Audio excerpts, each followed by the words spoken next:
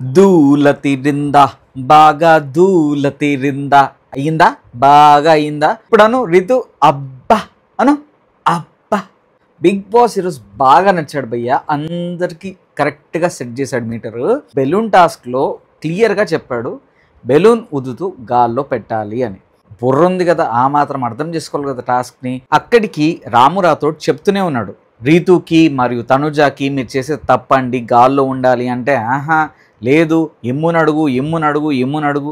ఇమ్ము కూడా ఫౌల్ చేస్తాడు, ఇమ్ము కూడా తప్పు చేస్తాడు. అందుకే కదా లాస్ట్లో షెంటింగ్స్ పడ్డాయి బిగ్ బాస్ నుండి.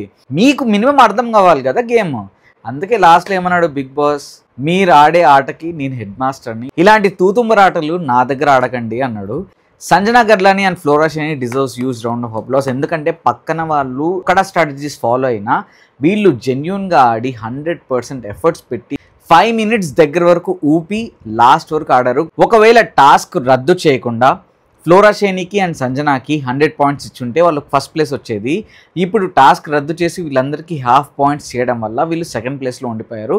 ఈరోజు flora shiny and Sanjana Galrani ఆట మీద అండ్ బిగ్ బాస్ అందరి దూల తీర్చేసిన విధానానికి మీకు ఏమనిపించిందో కామెంట్ సెక్షన్లో మెన్షన్ చేయండి. నాకైతే బాగా అయింది అనిపించింది. అందరికీ సరదా తీరిపోయిందా, బాగా అయిందా?